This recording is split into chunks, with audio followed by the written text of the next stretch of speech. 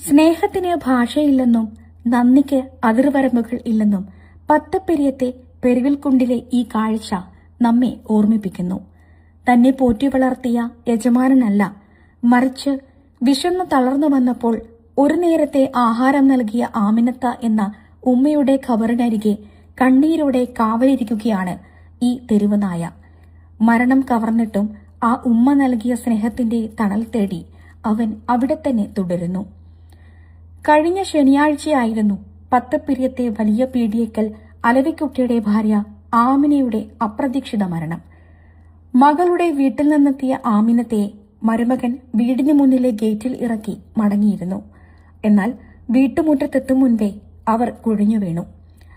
ആ ഇരുളിൽ ആരും അതറിഞ്ഞില്ല. പക്ഷേ വിശന്നു വരുമ്പോൾ തനിക്ക് അമൃതുപോലെ അന്നം തരാറുള്ള ആ ഉമ്മ വീണുകിടക്കുന്നത് കണ്ടപ്പോൾ ആ തെരുവ് നായ്ക്ക് മിണ്ടാതിരിക്കാനായില്ല.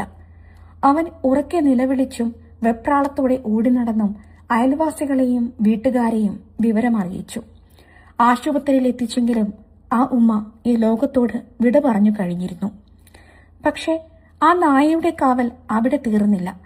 ആമിനത്തയെ അവസാനമായി പള്ളിയിലേക്ക് കൊണ്ടുപോയപ്പോൾ വിലാപയാത്രയ്ക്കൊപ്പം ഒരു നിഴലായി അവനുമുണ്ടായിരുന്നു.